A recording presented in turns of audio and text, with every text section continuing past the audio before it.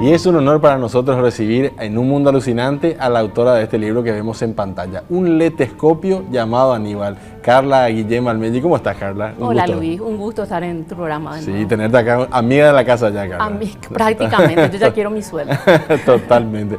Queríamos hablar un poco acerca de esta obra recientemente presentada, que realmente es sumamente interesante, que es totalmente tuya, porque también las imágenes de la portada son tuyas, ¿no? También, así que queremos conocer un poco acerca de este. Perfecto. Vos como escritor sabés también que lo más difícil probablemente para al que escribe es el final, ponerle un final y ponerle un título. Total. Porque el título tiene que más o menos representar, tiene que representar lo que está en el libro. Total. Sin spoilear la historia. Totalmente. Entonces, un letescopio llamado Aníbal el letescopio es el nexo que une dos universos. El universo de un niño y el universo de Aníbal, que es un anciano con el que él se encuentra a partir de ese letescopio. Totalmente. Una historia justamente de este niño Marco, que es fantástica realmente. Me pareció sumamente interesante el planteamiento que haces de esta historia y contar un poco acerca de cómo surge esto, ¿no? Marco es un pequeño filósofo, sí. Es un niño filósofo, está inspirado en hechos reales. No voy a decir quién es exactamente el personaje, claro. Pero la historia en sí está basada en personajes reales ficcionados. Claro. Él es un pequeño filósofo que se cuestiona un montón de cosas. Él es yo lo que diría, si tuviera que resumir lo que es Marco, es un canto a la libertad. Él es un niño libre o que quiere ser libre en un mundo que cada vez nos coarta más libertades. Totalmente. Entonces es un niño que de repente es un incomprendido en el sistema educativo.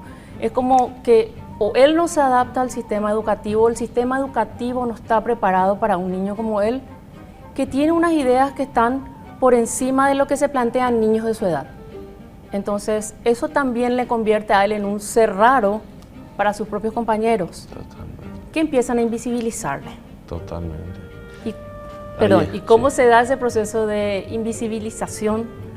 Y lo primero es, o sea, yo te pregunto a vos que ya sos padre, cuando tu señora se enteró de que estaba embarazada, ¿qué es lo primero que pensaron? ¿Qué es lo primero que buscaron para ese niño?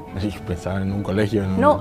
El nombre también, ¿verdad? También, pero el nombre... Que vos ya estás muy acelerado, el colegio. Yo soy más acelerado. Pero el nombre, ¿verdad? El nombre es fundamental para la persona, le da una identidad, le da un espacio en el mundo. Entonces, la primera forma de invisibilización que él sufre es que no le nombren con su nombre, valga la redundancia. Sí, totalmente. Realmente, y es la realidad, por eso es tan interesante, porque es la realidad de muchísimos niños, no solamente en nuestro país, pero principalmente en Paraguay, porque el sistema educativo está desfasado, ¿verdad? Es la realidad de muchos niños y llega un momento en que él se plantea que él no quiere ir a ese colegio, sí. Que él siente miedo de lo que encuentra ahí, porque incluso llega un día que le dice a la mamá, vos sabés que soy invisible. Y la mamá ya empieza a preocuparse. ¿Y cómo invisible? Y porque jugamos a las escondidas y nadie me vio. Y él, yo creo que a propósito ya no se escondía. O sea, él se quedaba para que se le encuentre. Y los compañeros a propósito no le encontraban. Entonces, esa era otra manera de volverle invisible. Totalmente. Pero es un niño genial, porque es un niño que se cuestiona un montón de cosas. Y encuentra en este señor Aníbal, al que conoce accidentalmente a través de este letescopio. El letescopio es, como él es un niño finalmente, hay palabras que él, podés pensar que a propósito o sin querer pronuncia mal. Por ejemplo, esa palabra, por ejemplo, él crea un cementerio para bichos, pero no dice cementerio, él dice mesenterio. Entonces, todas esas realidades que él va planteando encuentran una respuesta, encuentran un eco en este señor. Totalmente. Que aparece en su vida de una forma casual, pero que realmente llega a cambiarle la vida. Totalmente. La novela empieza con un hecho doloroso para los niños principalmente. Entiendo, es una separación de los padres, ¿no? Exacto, es la separación de los padres y ocurre en un momento, fíjate que en las primeras líneas hablan de una tormenta, sí. Y un viento que le lleva a alguien querido. Entonces él identifica ese viento, sí. Con algo, como diciendo, el viento es algo peligroso, porque cuando sopló muy fuerte ese día, se llevó a mi papá. Entonces hay una conversación también, no quiero más spoiler, pero hay una conversación con el señor Aníbal cuando él le pregunta, el viento cómo sabe lo que lleva, ¿verdad? ¿Cómo sabe si es bueno o malo o si devuelve lo que lleva?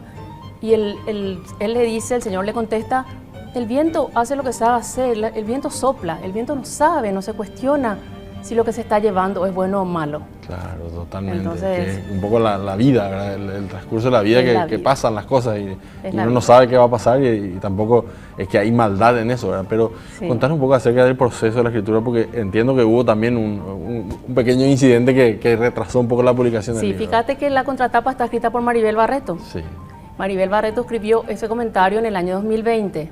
Ese libro nació en el 2019. Mi protagonista ya está por casarse. No, mentira, no, estoy exagerando. Pero bueno, era un niño. claro.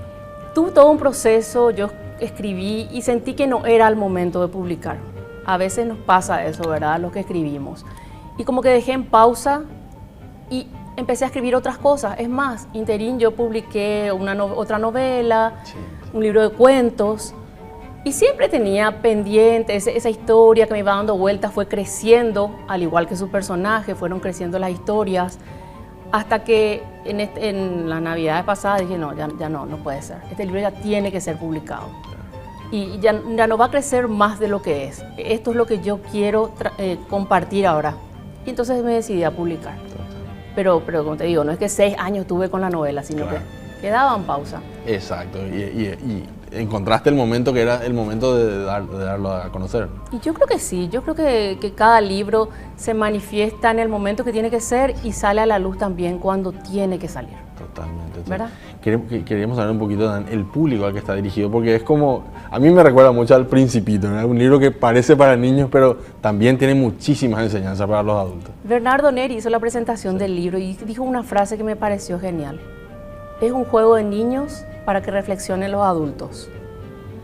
Es un libro para niños y es un libro para adultos, porque trata realidades de niños que nos vienen bien reflexionar como grandes, para comprenderle a nuestros niños. Total. Entonces vos me decís para quién es, y es para todo público, pero probablemente para niños no muy niños.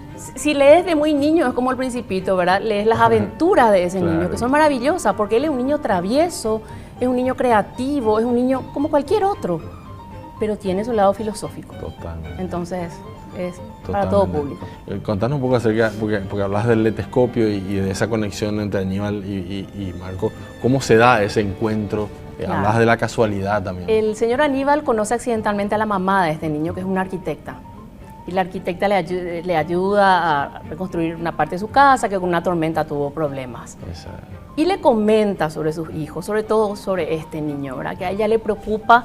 Ella tiene un problema de salud y tiene también un temor a que le pueda suceder algo. Entonces ella trata de protegerle al que le siente más desprotegido. Total. Ella todas las noches, por ejemplo, les cuenta cuentos y todos sus cuentos lo que hacen es transmitirle el poder que tiene la persona al ser diferente. O sea, que el ser diferente es algo positivo, es algo bueno. Total. Entonces ella le conoce a este señor tenía unos telescopios y usan como excusa que él envía de regalo el telescopio, pero como una manera de atraerle al niño. Entonces el niño quiere conocerle, o sea, este señor que tiene este aparato tan raro, que es lo que es esto, entonces va a conocerle porque la mamá le cuenta que el nene cree que él ya le robó el telescopio. Le dice, mamá, ¿por qué? ¿Por qué vos tenés ese telescopio? No, él me regaló y bueno, vení a preguntarle y así empieza. Va como para preguntarle y después se va creando una relación mucho más profunda entre ellos. Totalmente. Pero es a partir de ese artefacto, ese instrumento, ¿verdad? ese artefacto tan y raro. un poco cumple que es la figura del padre ausente también, ¿no? Me imagino un poco suple ese papel, ¿no? Y es un poquito, pero es también como que ese personaje Aníbal ve en el niño que él fue. Se identifica mucho con ese niño y entiende un poco la filosofía de ese niño preguntón, porque lo único que hace él es preguntarle un montón de cosas y él le va respondiendo como puede, pero es como que él va viendo en ese niño el niño que él fue. Entonces, por un lado es una relación que se retroalimenta muy bien, es un gana-gana. Claro. porque él también en el niño va descubriendo un montón de cosas o va recordando un montón de cosas que para él también siempre fueron importantes o cosas que a él le dieron temor en su momento y que después él fue superando. Totalmente. Sí. Contanos un poco acerca del recibimiento que tuvo ya el libro. Me imagino, vimos las fotos del lanzamiento, muchísima gente, fue bastante emocionante, ¿verdad? Fue lindo. Importante, se realizó en el Cabildo. Sí. El personaje Aníbal está inspirado en Aníbal Saucedo, el actual director del Cabildo. Justamente. Cuando yo estaba escribiendo la historia, yo necesitaba ese personaje abuelito. Yo necesitaba el abuelito que es el abuelo con el que todos soñamos. Veo una foto de Aníbal con sus nietos y dije yo, este es Aníbal, el del letescopio. Entonces le pido permiso, le digo, yo puedo usar tu imagen para mi libro y tu nombre para la historia. Me dijo que sí. Entonces, bueno, qué mejor lugar que hacer el lanzamiento donde estaba uno de mis personajes. Además fue una cosa muy simpática, porque yo creo que no le suele ocurrir a muchos escritores que el día del lanzamiento compartan el lugar los personajes. Es que ahí estaban todos los personajes de la historia, porque estaba el niño, estaba su mamá, estaba el letescopio. Mi celular ya me sale el letescopio, me corrige cuando pongo telescopio, me corrige. Y estaba Aníbal, ¿verdad? Entonces fue una experiencia muy linda, fue un momento muy especial. Me imagino. Sí. La repercusión del público, ¿qué tal también? Muy buena, vos sabés que está teniendo muy buena respuesta y cosas muy diferentes. Sí. Yo estoy descubriendo en mi libro cosas que yo no me había dado cuenta al escribir y al corregir, porque es la repercusión de la forma en que le va llegando a cada persona. Y vas viendo más aristas que vos no te habías dado cuenta que tenía ese libro. Total. O sea, tiene un montón de cosas que contar. Como había dicho también Bernard en la presentación, tiene tantas interpretaciones como el lector le quiera dar. Totalmente. Me imagino que es también una cuestión aparte, encontrarle el lenguaje adecuado para este tipo de libros. Porque como decíamos, es un libro para niños, pero con un contenido filosófico. Tiene un juego. A mí me encantan los títulos que le vas poniendo a los capítulos.